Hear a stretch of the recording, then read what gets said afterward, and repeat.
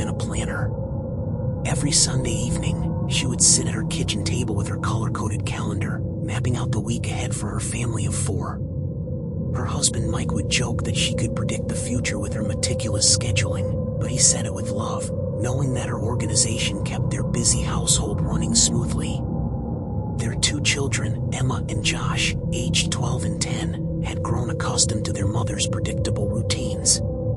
Breakfast at 7:30 sharp, homework time at 4, family dinner at 6. It was a comfortable life, built on the foundation of knowing what came next. The security camera system had been Mike's idea. After a string of break-ins in their quiet suburban neighborhood in Millfield, he insisted they needed protection. Sarah had reluctantly agreed, though she disliked the idea of being watched, even by their own equipment. The cameras were installed on a crisp October morning by a cheerful technician who assured them the system was top of the line. 8 cameras positioned strategically around their 2-story colonial home, all feeding into a central recording system in Mike's home office. The cameras captured everything in crystal clear high definition, time-stamped and stored on a local server. For 3 months, the system worked exactly as advertised. The cameras dutifully recorded their daily lives, capturing Emma's friends coming over after school, Josh's soccer ball accidentally hitting the back fence, and the occasional delivery truck rumbling up their driveway. Mike would sometimes review the footage when he heard unusual noises at night, finding nothing more threatening than a raccoon rummaging through their trash bins. The family grew comfortable with their digital guardians, almost forgetting they were there. Then came the morning that changed everything. It was a Tuesday in late January when Sarah first noticed something unusual. She had gotten into the habit of checking the previous night's recordings over her morning coffee, a routine that made her feel more secure about their home's safety. As she scrolled through the footage from the living room camera, she saw something that made her pause mid-sip. There on the screen was her family, gathered around their dinner table, but something was wrong. The timestamp read Thursday, January 25th, 6:18 p.m. Today was Tuesday, January 23rd. Sarah stared at the screen, her coffee growing cold in her hands. In the recording, she watched herself serving what looked like her famous chicken casserole to her family. She could see Mike telling what appeared to be an animated story, his hands gesturing wildly as Emma and Josh laughed. But this dinner hadn't happened yet. She distinctly remembered planning to make tacos tonight, and Thursday's menu was still undecided in her mind. Her first thought was that the camera's timestamp was malfunctioning. Technology could be finicky, and dates could get confused. She made a mental note to call the installation company later, but first, she decided to examine the footage more carefully. As she watched, her blood began to run cold. The details were impossibly accurate. In the recording, she could see herself wearing a blue sweater that was currently hanging in her closet, unwashed and unworn since last week. Emma was wearing her lucky bracelet, the one she only put on for important school presentations. Josh had a small bandage on his left hand that wasn't there in real life. Sarah's hands trembled as she fast-forwarded through more of the mysterious footage. She watched her future family finishing dinner, loading the dishwasher, and settling into their evening routines. Mike was reading a newspaper that hadn't been delivered yet. Emma was working on what looked like a science project about volcanoes, though her current assignment was on the Revolutionary War.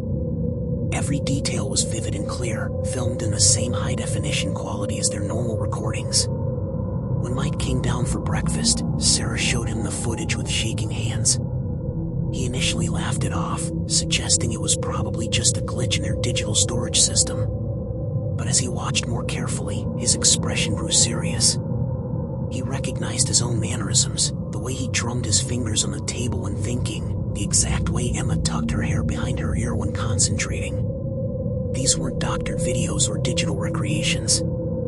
They were watching themselves, but in a time that hadn't arrived yet. The couple spent the entire day obsessing over the footage. They discovered more recordings scattered throughout the system, all time-stamped for future dates.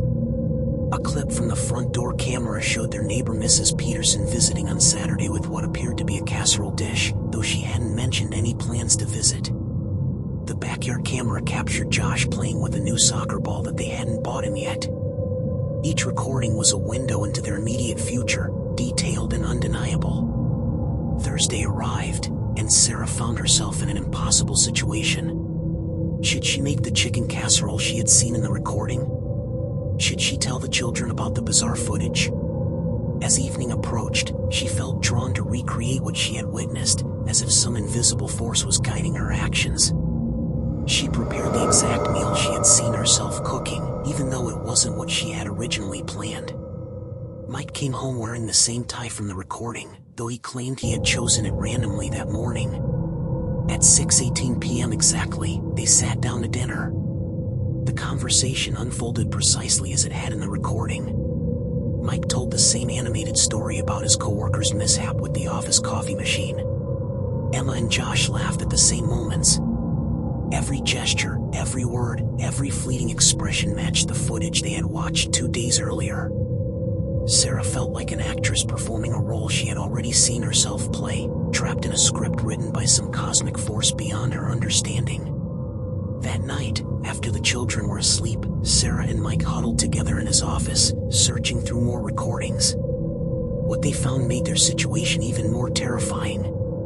The cameras had captured weeks of their future lives.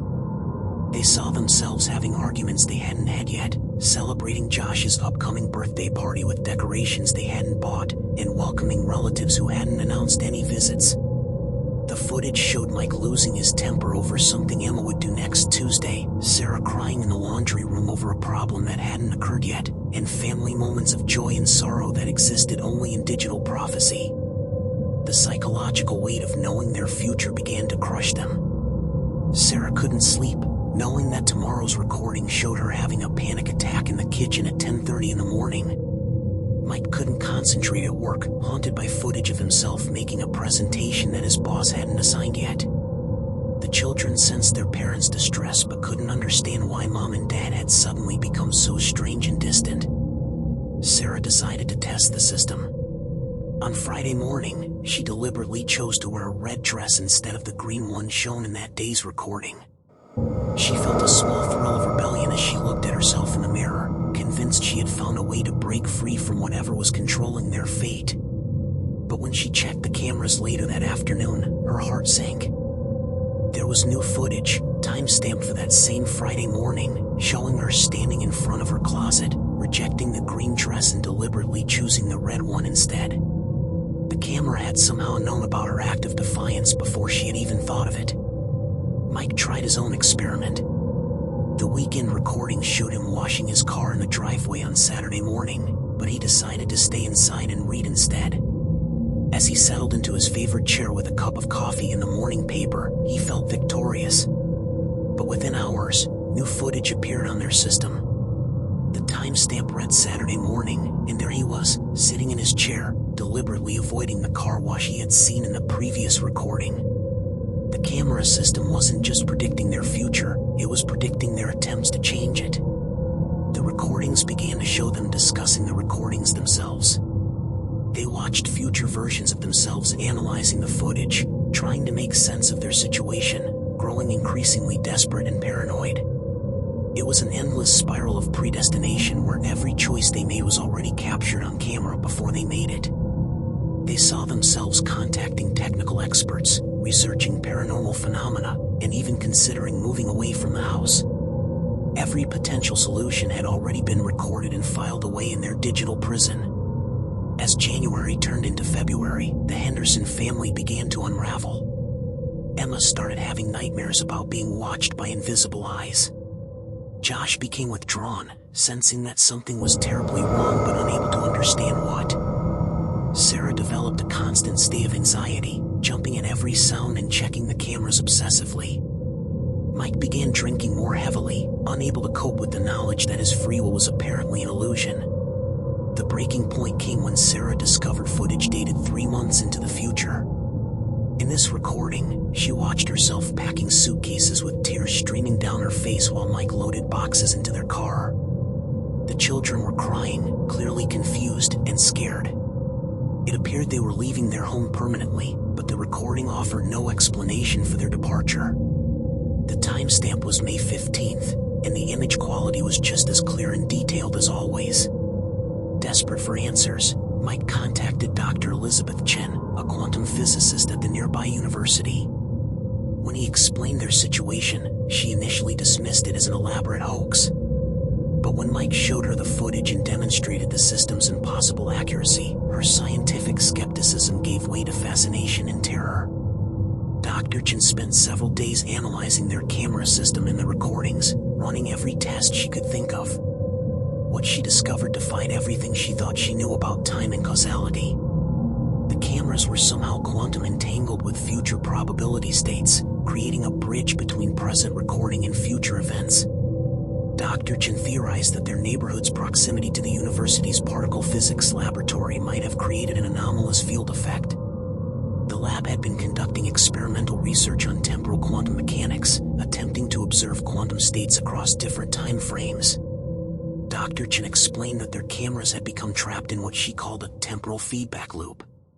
The system wasn't just recording future events, it was helping to create them by observing them. Each time the family watched the recordings, they were unconsciously adjusting their behavior to match what they had seen, but the quantum field was also recording their adjustments, creating an infinite cycle of predestination. They were both the observers and the observed, caught in a web of cause and effect that transcended normal time. The physicist's explanation offered understanding but no solution. The quantum entanglement was too complex to simply reverse, and attempting to destroy the cameras might have unpredictable consequences for the temporal field around their home. Dr. Chen suggested that the family might be safest simply accepting their situation and trying to live as normally as possible within the constraints of their predetermined future. But Sarah couldn't accept that fate. As winter turned to spring, she became obsessed with finding a way to break free from their temporal prison. She studied everything she could find about quantum mechanics, temporal paradoxes, and free will versus determinism. The recordings continued to show their family's growing desperation, their attempts to escape, and their inevitable failure to change their predetermined path. The cameras captured Sarah's deepening depression, Mike's increasing alcohol dependence, and the children's confusion and fear. They showed family therapy sessions that hadn't been scheduled yet, arguments about problems that hadn't surfaced yet, and moments of false hope followed by crushing disappointment. Every attempt to reclaim their agency was already recorded, filed, and time-stamped in their digital archive of inevitability. The most heartbreaking recordings were the ones that showed their love persisting through the nightmare. Despite everything, the cameras captured tender moments between Sarah and Mike, gentle conversations with their children, and family dinners where laughter temporarily overcame their fear. These glimpses of normalcy made their situation even more tragic, showing that their capacity for joy and connection remained intact even as their freedom withered away. As May approached, Sarah found herself packing the suitcases she had seen herself pack in the recording from months earlier. She folded each item exactly as she had witnessed, unable to deviate from the predetermined script even though every fiber of her being wanted to rebel. Mike loaded the same boxes into their car, his movements mechanical and defeated. The children cried the same tears they had already shed in digital prophecy. The final recording, time-stamped for the morning of their departure, showed the Henderson family taking one last look at their home. The cameras that had tormented them for months captured their final moments in the house that had become their temporal prison. As they drove away, the security system continued recording, documenting the empty rooms and silent hallways of a home abandoned to its impossible technology. But even as they left, new recordings began appearing on the system. These showed the Henderson family in their new location, wherever that might be. The timestamp stretched into the distant future, suggesting that their escape from one digital prison had only led to another. The quantum entanglement that had cursed them wasn't tied to their house or their cameras. It was tied to them, following wherever they went, ensuring that their future would always be known, recorded, and inescapable. The house stood empty after their departure, but the cameras continued their vigilant watch. Occasionally, new recordings would appear showing potential future tenants touring the property, real estate agents presenting the home to unsuspecting families, and children playing in the backyard who hadn't been born yet. The temporal field persisted, waiting to trap the next family in its web of predetermined fate. Dr. Chen continued monitoring the situation from a distance, documenting the phenomenon for her research while struggling with the ethical implications of her discovery. She had identified a breakthrough in understanding the nature of time itself, but at the cost of one family's freedom and sanity. The Henderson family's nightmare had become her life's work, a terrible gift of knowledge wrapped in human suffering. The security system still operates in that empty house, recording moments that haven't happened yet, capturing conversations between people who haven't moved in yet, and documenting a future that awaits its next victims. The cameras are patient guardians of tomorrow, watching over a house where time moves backward and fate is written in digital code. Sometimes, late at night, the neighbors report seeing lights in the empty windows and hearing voices from rooms that should be silent. The cameras are recording again, capturing the presence of people who exist only in the probability streams of quantum possibility. The Henderson family may be gone, but their temporal prison remains, waiting for the next family to discover that some technologies can see too far into the future, and some knowledge is too terrible to possess.